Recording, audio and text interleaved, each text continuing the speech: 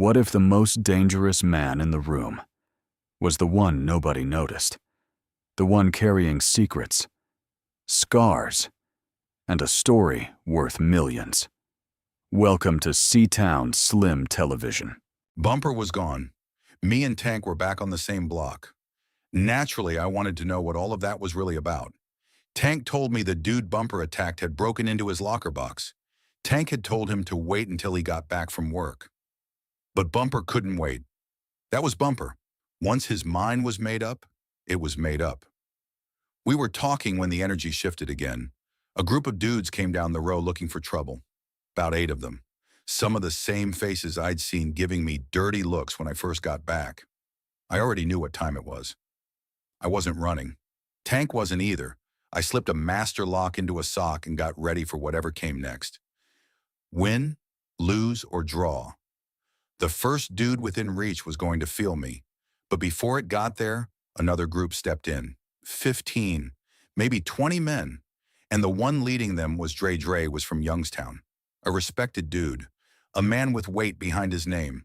But what impressed me most wasn't his reputation. It was the people standing behind him. These weren't dudes wasting their lives away. These were rappers, singers, producers, graphic artists, men trying to leave prison and build something real. Dre looked at those dudes and made it clear. If they had a problem with me, they had a problem with all of them. Just like that, the whole situation changed. Those 8 dudes decided they didn't want any trouble after all.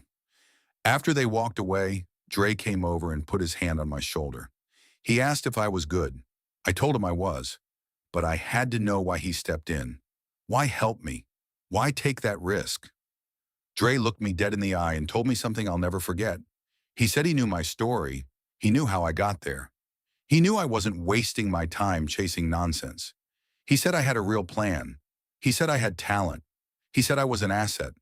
Not because I could fight, not because I was tough, because I was building something, because I was writing, because I was creating a future for myself. That hit different. For years, I had been wondering if anybody really saw what I was trying to build. And in that moment, I realized people were paying attention. People knew. People respected the grind, even when I didn't fully understand how far my name had traveled inside those walls. Tank stood there and heard every word, and I could tell something changed in him. Later that night, I was sitting at my rack writing letters to Cassandra and my son. I was still trying to make up for 30 days in the hole. My television was on for light more than entertainment, and I was irritated because I didn't have my classical music. Writing and classical music went together for me. One fed the other. When I finished writing, Tank walked up. He told me he was bored and wanted one of those books everybody kept talking about. I asked him if he was ready. He told me he was ready for anything. So I opened my box and handed him one. And not just anyone. One of my best. A manuscript packed with action. The kind of story that grabs you and doesn't let go. Tank walked back to his rack, flipping through the pages. I smiled to myself, because I already knew. By morning, he'd be back. Sure enough, the next day, Tank came walking up to my rack, looking like he hadn't slept. He handed the manuscript back and shook his head. "Rome, this has got to be some of the hottest work I ever read." I tried to play it cool, but that meant something. Tank wasn't trying to flatter me. He had really read it, really felt it. Then he asked for another one.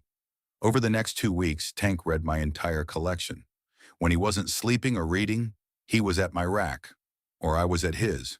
You would have thought we came into prison together. That's how fast we got cool. And the crazy thing was, before that fight, Tank barely knew me. Before that fight, I was just another inmate doing time. But after the fight, after the hole, after Dre stepped up, and after Tank read those books, something changed. He no longer saw me as just Jerome. He saw the dream. He saw the vision.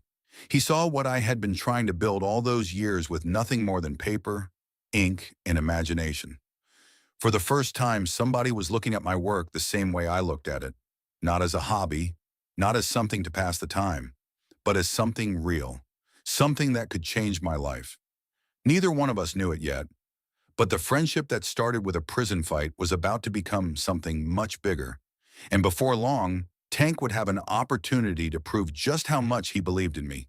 Some stories end, but the real ones leave questions unanswered.